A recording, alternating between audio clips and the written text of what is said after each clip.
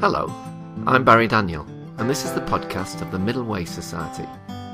Our aim is to encourage a universal approach to living a more integrated, ethical life, avoiding dogma or any appeal to authority.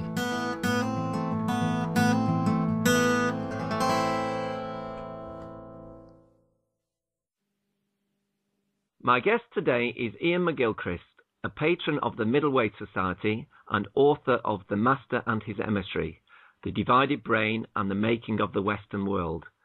Iain, welcome to the MWS Podcast. Thank you very much, Barry.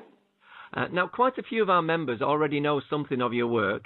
Indeed, people have come to the site through the ideas we've adopted from your book. But for those who are not yet familiar, could you give them a bit of an overview of The Master and His Emissary? Yes, well, I'll try to. The book tackles the otherwise unfashionable idea that there might be real differences between the two hemispheres of the brain. In fact, it's fairly obvious that there are going to be differences because the brain, an organ which exists only to make connections, has this enormous division in the middle, which over the course of evolution we could have got rid of, but nonetheless it has, if anything, got more pronounced rather than less so. And the two brain hemispheres are asymmetrical in just about every respect that one can imagine.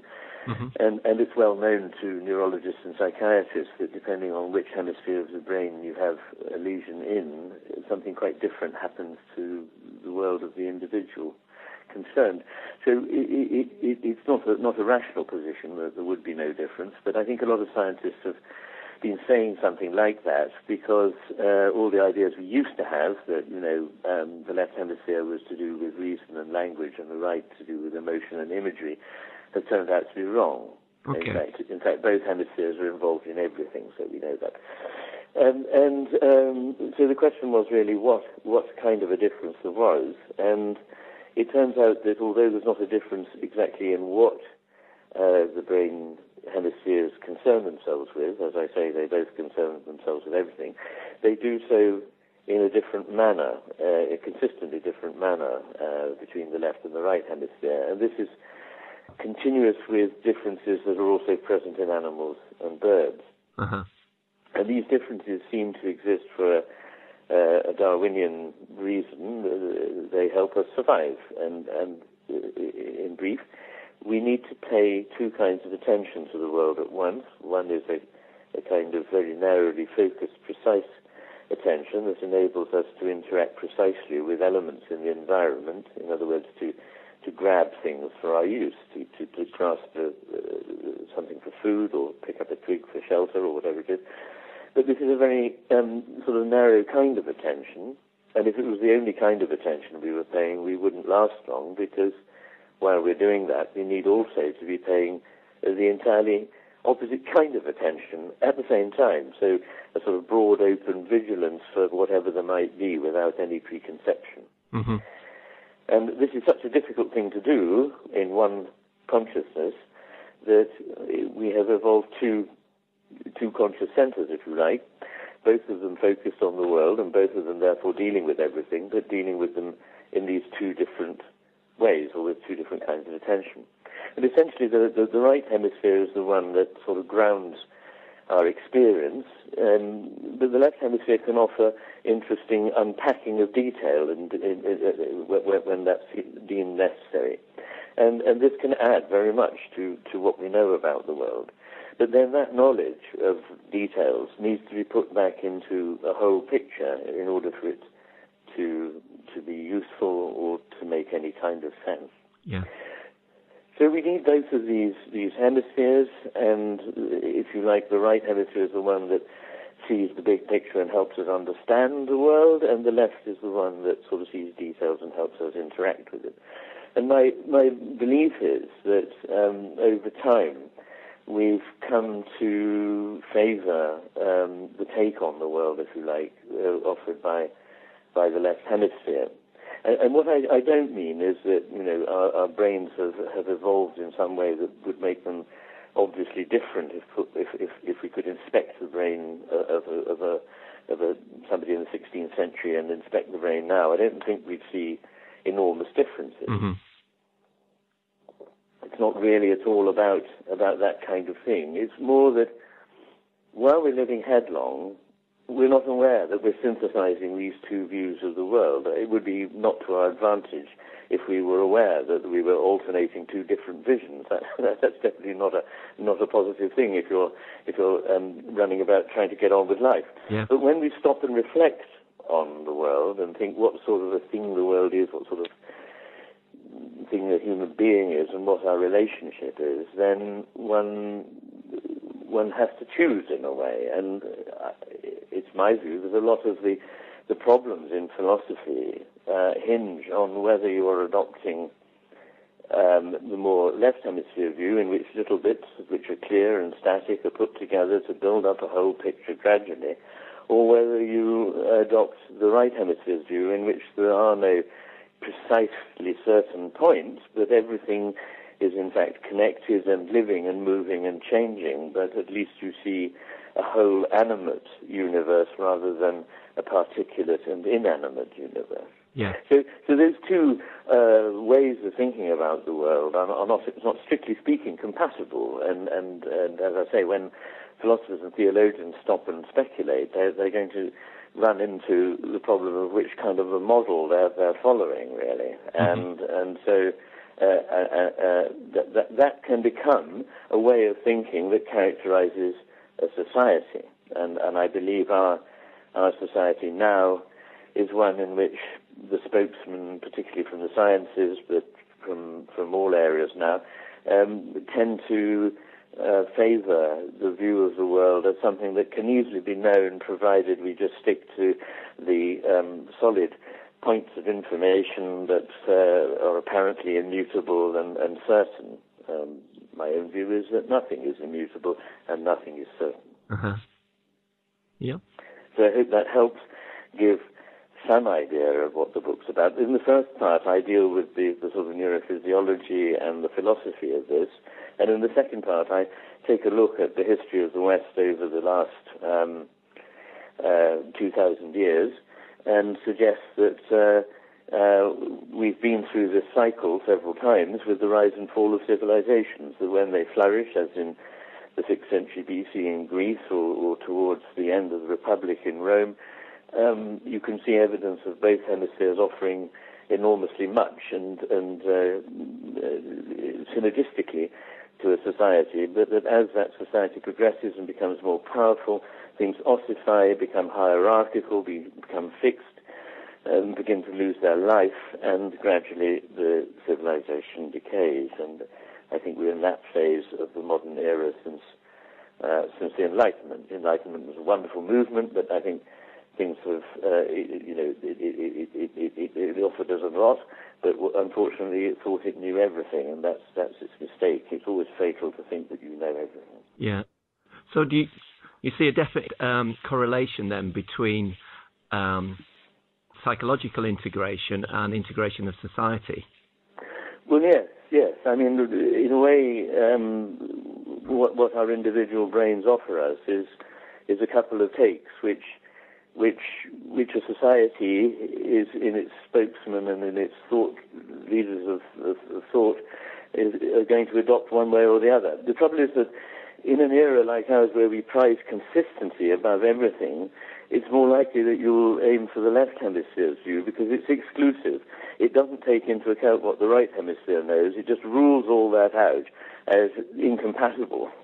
Right. And it just says, like, when you come across something like consciousness, if you have a view that the entire universe is unconscious, then you just sort of claim, consciousness doesn't exist. Well, I hope most of your listeners will sort of smell a rat when that when that sort of maneuver is carried out. So yes, the right hemisphere, on the other hand, is quite willing to accept that the left hemisphere has validity. So it's much more at ease with holding incompatibles together. That's a rather important point, actually, because in the past people realize that sometimes a thing and its opposite, or things that are not compatible with it, might both be true. But in the modern era, we have come, I'm afraid, to the rather simple-minded view that everything that exists must be compatible. Yeah. This, in a way, alludes to the title. Could you just tell the listeners why you decided to use that title? Oh, yes. Well, it comes from a hint in Nietzsche of a story about a spiritual master who looks after his people so well that they flourish and grow and so on. And after a while, he realizes that not only he cannot anymore look after all their needs, but what is rather more important, he shouldn't get involved in certain aspects if he's to maintain his overview on which their well-being depends. And so he appoints his sort of rightest and best right-hand man, so to speak, in this case the left hemisphere, to go about his business and do certain kinds of detailed work on his behalf. And this chap, being bright, sort of realizes that he knows a lot, but unfortunately what he doesn't know is that the master knows more than he does, and so it's that lack of knowledge about what it is one doesn't know that is fatal, and he thinks he's the master. He does all the hard work, and what does that master know? And he adopts the cloak as he goes about his business. He sort of says, I'm the master, and as a result, the domain sort of crumbles. And I suppose that's the story rather like the story of the Sorcerer's Apprentice. Yeah. Which is a poem of Goethe's before it was made into a famous film. Walt Disney. Yeah. Yeah, Walt Disney. Yeah. Yeah. Well, I think it's a great title, Ian. It summarises the sort of idea really well. Right. Yes. Good. Yeah. And anyway.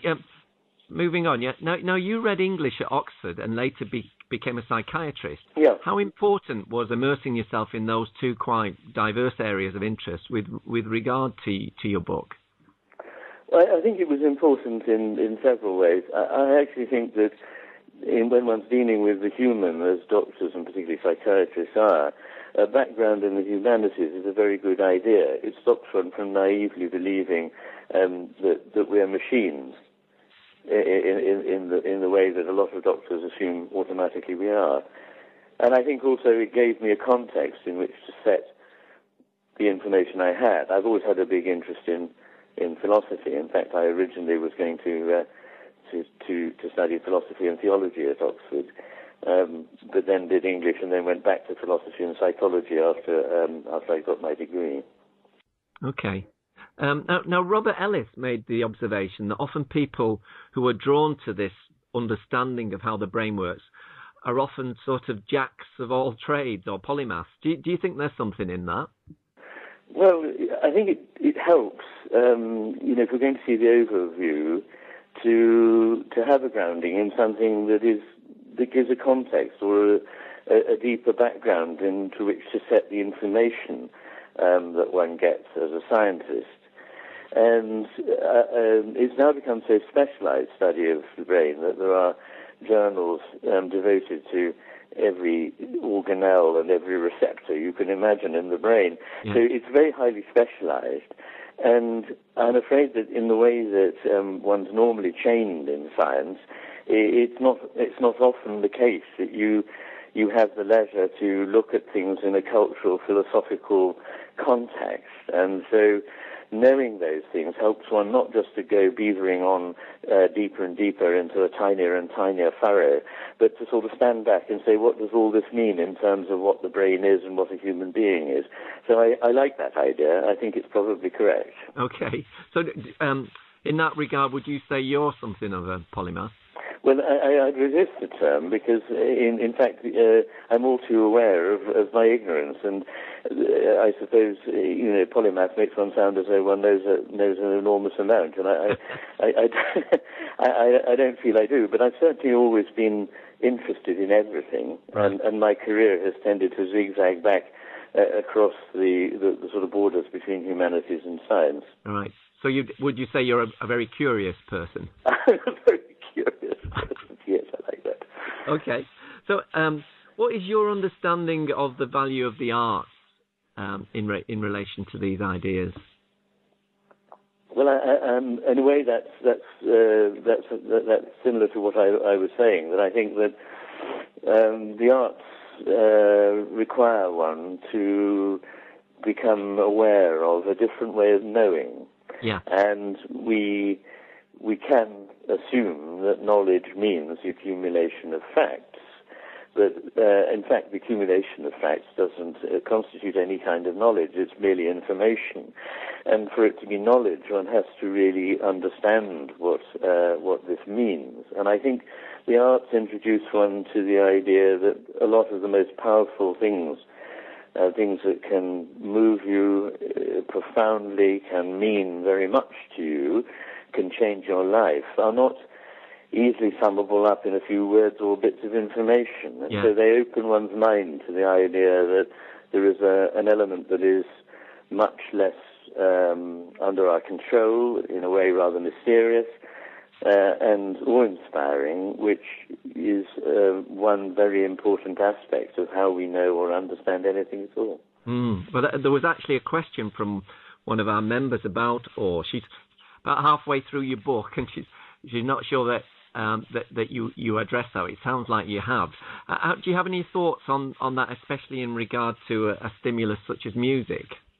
Yes, I do. And I mean, your listener will find that I do talk about awe, both as the origin of philosophy and the proper end of philosophy, in fact, not to pat ourselves on the back and say what clever chaps we are now, we understand everything, but actually to increase our awe. And also in relation to the 18th century, where I talk about romanticism and so on. But it is an element in religion, a religious understanding, and as you say, it is an element in the profound way in which the arts work. And I would agree that music is often expressive of a kind of awe and induces a kind of awe. Yeah. And I think that awe is a terribly important thing. The sense of wonder or awe, I think if one loses it, one's pretty much dead. And somebody wrote to me asking for, the one thing that I would recommend to people to sort of make sure that they're awake or alive or whatever. And I think my answer to that would be to question oneself every day as to what has been awe-inspiring and what is awe-inspiring in one's world, and just be aware of it. And if one finds the answer is nothing, then one needs to change the way one's living and thinking. Yeah, I think that's an interesting bit of advice, that. Yeah. Another contributor, Richard Flanagan, would be interested to hear what you might say about the intention behind art, and if this affects the value, and the difference, if any, between traditional art, vandalism, graffiti, and street art. Gosh, there's a lot, isn't there? Well, intention, of course, is altogether a very conscious concept that one has one approaches the world with intention. There are certainly areas in art where people historically at certain periods have had more or less formed intentions, but I think that the important part is the stuff that one doesn't altogether intend, because one doesn't really know it until it actually comes about. So it's I think having an intent, too much of an intention, is an impediment. A lot of modern art rather earnestly requires an explanation. You go to an art gallery and there's a screed beside the rather puzzling-looking pile of trash or whatever it might be that tells you what was in the mind of the artist when it was created. And you might go to a concert and hear the first performance of a piece of music, which apparently can't speak for itself, because one needs a sort of spiel beforehand about how the composer was thinking and what he or she intended. Yeah. I think this is a thoroughly retrograde step. I mean, none of the great work, I really do not need to have that information when approaching Bach or great painting or whatever it might be as a past. I'm sure there is graffiti that raises itself to the elements of, to the level of a kind of art form, and I suppose Banksy is the classic example of that. Yeah. But I don't think that, on the whole, graffiti, can be compared, and I find it rather sad that so much modern art naturally allies itself with the ugly, the destructive, the defacing, the aggressive, and rather obviously intended, and that's opening ourselves to something deeper and that can't be easily articulated would be a better move. Okay. Well, this ties in a little bit to my next question. What's your view of modernity? Well, I give it really in the chapter on modernism and postmodernism in the book. I think it exemplifies the way the world looks, if we adopt the left hemisphere's point of view. Yeah. I was sort of switched on to this idea in a very exciting moment when I picked up in 1992 a book called Madness and Modernism by Louis Sass, S-A-S-S, which I very much recommend to all your readers, which is written by an American psychologist, a very distinguished psychologist who's also well-versed in culture generally and philosophy. And the point that he makes is that there are extraordinary and remarkable overlaps between the way schizophrenia makes the world look and the way modern art makes it look. And these are rather hard to dismiss. Mm-hmm. And I suppose the link that I made was that, in fact, in schizophrenia, what happens is that people don't seem to be able to use the faculties we normally associate with the right hemisphere. Right. And it's almost like a world in which the left hemisphere has gone into a pathological overdrive and the right hemisphere is just not contributing. Uh-huh. So that's not to say that actually, if you look at the brain of a schizophrenic, you're going to find that their right hemisphere is not active. In fact, because the brains of schizophrenic subjects are anomalously lateralized, you probably would find there is quite a lot going on in what looks like a right hemisphere that isn't behaving like one, if you see what I mean. Yeah. So it's a bit more complicated than just observing.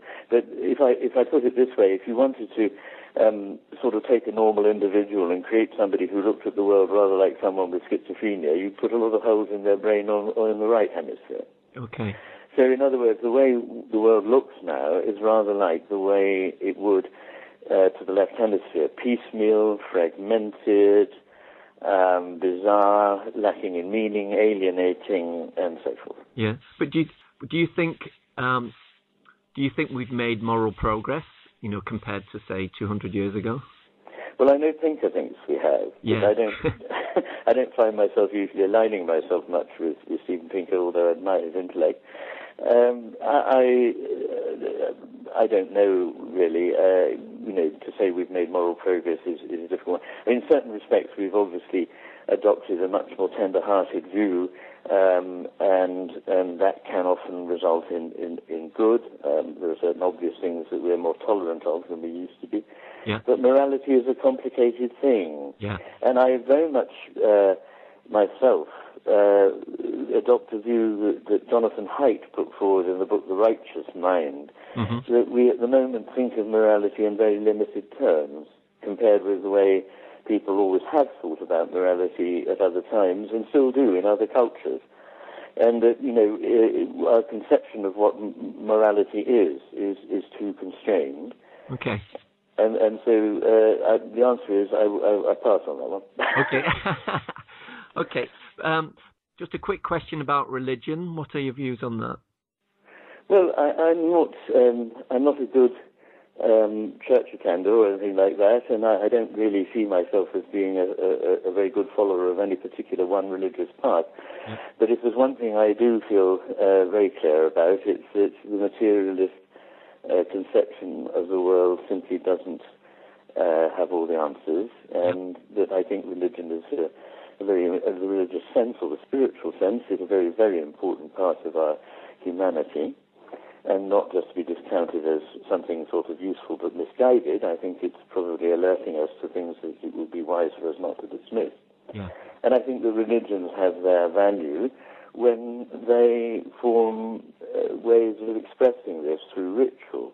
We live in an age in which ritual is not much sort of highly thought of, but ritual is really embodied metaphor, and a lot of religious truths can only be expressed in such a way So the bringing together of people who share a view and are prepared to go through certain rituals is rather a good thing. Yep. I'm afraid it doesn't translate into my being a good member of a congregation anywhere, but that's my view. I think the religion is not a left or right hemisphere matter. Like everything else, there's left hemisphere religion and there's right hemisphere religion. I would say right hemisphere religion is the sort of thing that one finds in the mystical tradition of religion. So, for example, Sufism in Islam and people like Meister Eckhart and the author of The Cloud of Unknowing in the Christian tradition. And there are sort of left hemisphere religious people who are the fundamentalists, the tub thumpers, those who know that they're right. Yeah. As I say a couple of times in the book, the only thing one can be certain of is that those who believe they're certainly right are certainly wrong. Yeah, I like that. Another question from one of our members. This is from Norma Smith. Right. She asks, if one is born, for example, with a more dominant left hemisphere due to inherited genes, etc., does the brain change or develop during a lifetime to become more dominant on the right, or vice versa? Well, I suppose the first thing to say would be that that it's not usually as simple as that one is either right-brained or left-brained in that sort of a way. So we're all a mixture, although we can, and I agree, possibly for genetic reasons, favour the way of thinking of one or other hemisphere. But I think one can change the way one is by adopting practices and opening one's mind to certain ways of thinking, and so one can guide one's own thought in one or other direction. So I think as life progresses and as one grows, one can. But I'm afraid this could mean solidifying into sort of stereotyped ways of thinking that would be more typical of the left hemisphere, as well as opening one's mind to ways in which it might be more sort of right hemisphere-like, if I can put it that way. Yep. Okay, and my final question, Iain. How do you feel your work relates to the middle way? Well, I was very struck when I encountered Robert Ellis's work, and I did think that there were enormous overlaps there. I'm currently writing a book about the sort of rather paradoxical things that keep happening to us, if you like to see it that way. In other words, we think we're doing the right thing and setting about things, but because we've got a very simply polarized view that it's either this or it's that, we tend to end up with conclusions or in places which we never intended. Yeah. And so, and I think a rather important point is that I don't think that whatever the middle way is, it's simply an average, as it were, or a sort of midpoint on a linear scale. You have to think in a non-linear way, as it being almost like something that's at right angles to the way we normally think. In other words, that might involve going in both directions, opposed as they might be, equally far, rather than sort of settling for. It doesn't mean a compromise. No. Although sometimes a compromise is a very mature, wise, and sane thing. Yeah. That's been great, Iain. Well, thank you for talking to us today. It's been a pleasure. Not at all, and thank you very much for inviting me to do so.